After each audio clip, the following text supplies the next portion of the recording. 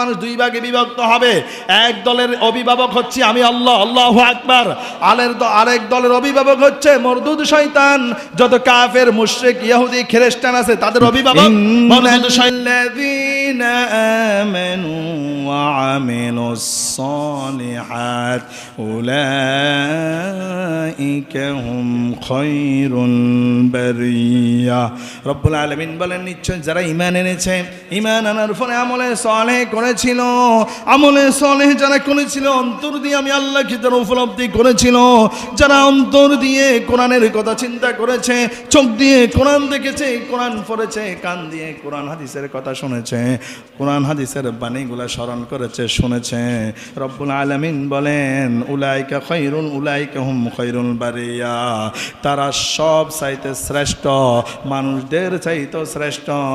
আর যাদেরকে আমি শ্রেষ্ঠত্ব দিলাম তারা ফেরেশতাদের চাইতে সম্মানিত। আল্লাহু আকবার। আর যারা নিকৃষ্ট তারা জন্তু জানোয়ারের চাইতে নিকৃষ্ট।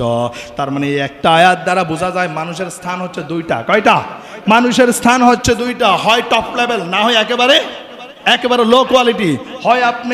হয় আপনি সম্মানিত হলে ফেরেশতাদের চাইতে সম্মানিত হবেন, আর যদি আপনি অসম্মানিত হন, আর আপনি যদি আল্লাহর কাছে নিকৃষ্ট হন, তাহলে জন্তু জানোয়ার চাইতে নিকৃষ্ট। এখন আমরা কি নিকৃষ্ট হতে চাই নাকি সম্মানিত হতে চাই?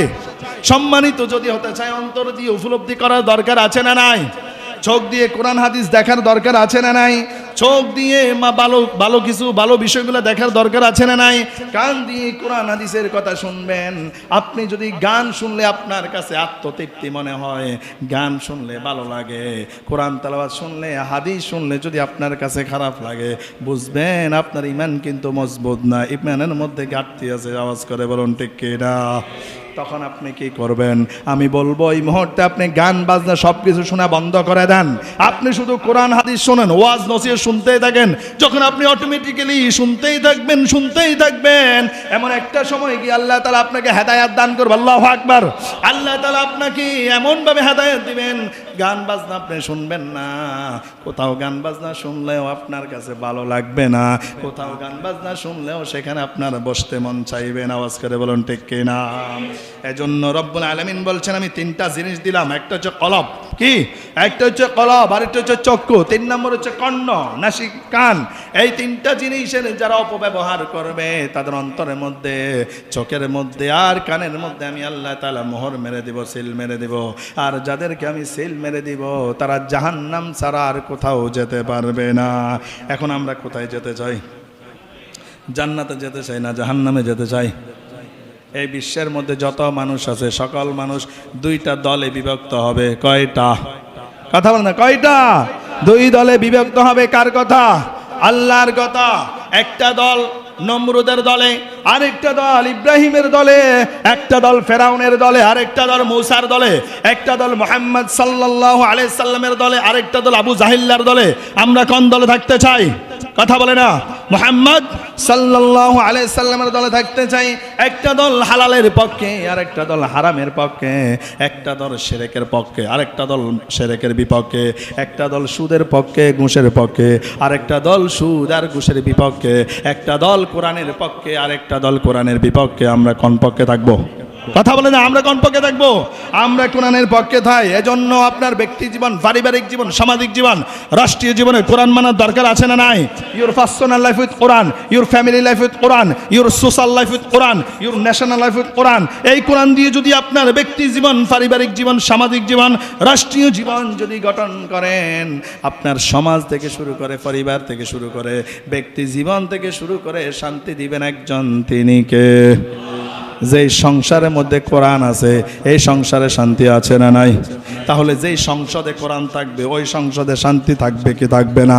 কথা বলে না, থাকবে কি থাকবে না? আজকে আপনার মেয়ে আপনার কথা শোনে না, আপনার স্ত্রী আপনার কথা শোনে না, আপনার ছেলে আপনার কথা শোনে না। কিভাবে শুনবে? কারণ তাদের ভিতরে কোরআনের জ্ঞান নাই, কোরআনের নূর নাই, কোরআনের আলো নাই। আওয়াজ করে বলুন ঠিক কিনা? এজন্য সর্বপ্রথম নিজের ভিতরে কোরআনের আলো আনতে হবে, ছেলের প্রতি, মেয়ের প্রতি, স্ত্রীর ভিতরে কোরআনের নূর ঢুকিয়ে দিতে হবে।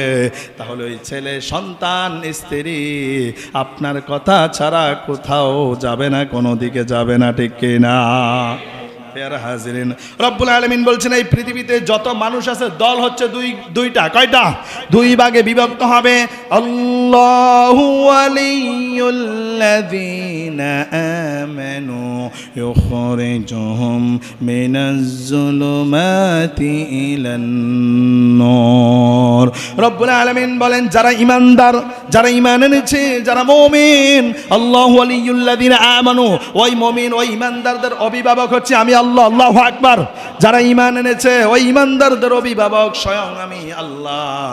আর আমি আল্লাহ যাদের অভিভাবক, আমি আল্লাহ যাদের গাইডলাইন। ইউখরিজুহুম মিনাজ যুলুমাতি ইলান নূর।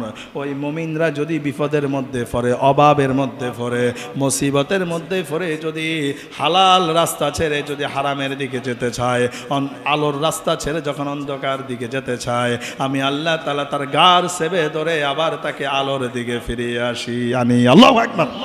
এভাবে দেখবেন অনেক সময় আমরা নামাজি, অনেকে আছে 5 ওয়াক্ত নামাজ পড়ে, পরিবারও নামাজ পড়ে, সবাই নামাজ পড়ে, আল্লাহ ছাড়া কিছু বোঝে না। হঠাৎ করে দীর্ঘদিন কোনো ইনকাম নাই, খাবার নাই, দাবার নাই, বিপদের মধ্যে পড়ে গিয়েছে। পরীক্ষার ফেলেছেন কে?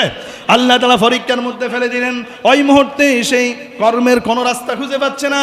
হঠাৎ করে একটা হারাম পথে ইনকাম করবেন, অথবা সুদের উপরে টাকা নিবেন, ঘুষের উপরে টাকা নিবেন, হারাম পথে ইনকাম করার জন্য যখনই চিন্তা করবেন, আমার আল্লাহর সাথে সাথে দুনিয়ার অন্য কোনো না কোনো পরিচিত তার ব্যক্তির মাধ্যমে সাহায্যের হাত বাড়িয়ে দেয় কি দেয় না? কথা বলে না?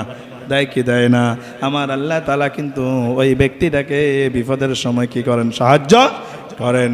এজন্য আল্লাহ বলেন যখন আমার ইমানদার মুমিন বান্দারা বিপদের মধ্যে পড়ে যায়, আমি আল্লাহ তাআলা তাকে অন্ধকার থেকে টেনে হেসড়ে আবার আলোর দিকে নিয়ে আসি। আল্লাহু আকবার। ওয়াল্লাযীনা কাফারু আউলিয়াউহুমুত তাগুত। আর যারা কাফের, যারা কুফরি করেছে, কোরআনকে অবিশ্বাস করেছে, কোরআনকে বিশ্বাস করে নাই, আমি আল্লাহকে বিশ্বাস করে নাই, নবী মুহাম্মদ সাল্লাল্লাহু আলাইহি সাল্লামকে বিশ্বাস করে নাই, তাদের অভিভাবক হচ্ছে মরদুদ শয়তান, তাগুত। এখানে তাগুত বলে সিলেক্টেড করা হয়েছে, তাগুত মানে মরদুদ শয়তান। আর যাদের অভিভাবক মরদুদ শয়তান, ইউখরিজুনাহুম মিনান নূরি ইলাজ যুলুমাত। তারা যখন ওই অন্ধকার ছেড়ে আলোর দিকে আসতে চায়, মরদুদ শয়তান তাদের গার চাবি ধরে টেনে এসে আবার অন্ধকারে নিয়ে নিক্ষেপ করে। এমন আছে না নাই? কথা বলে না? এমন আছে। ফির হাজির আমার আল্লাহ বলছেন উলাইকা আসহাবুন নার। শয়তান ততক্ষণ পর্যন্ত তাদের পিছু ছাড়বে না, সুপার ব্লুর মতো তাদের সাথে লেগে থাকবে যতক্ষণ পর্যন্ত নার নামক জাহান্নামে তাদেরকে নিক্ষেপ না করবে। ঠিক কিনা? এজন্য আমরা চাই আমাদের অভিভাবক আল্লাহ হোক। ঠিক কিনা? কথা বলে না? আমাদের অভিভাবক কি আল্লাহ না শয়তান? কে? আল্লাহ আমাদের অভিভাবক হও, এটা চাওয়ার দরকার আছে না নাই? এজন্য আল্লাহ বলছেন এই পৃথিবীতে যত মানুষ আছে সকল মানুষ দুই ভাগে বিভক্ত হবে। এক দলের অভিভাবক হচ্ছে আমি আল্লাহ, আল্লাহু আকবার। আরেক দলের অভিভাবক হচ্ছে মরদুদ শয়তান। যত কাফের, মুশরিক, ইহুদি, খ্রিস্টান আছে তাদের অভিভাবক মরদুদ শয়তান।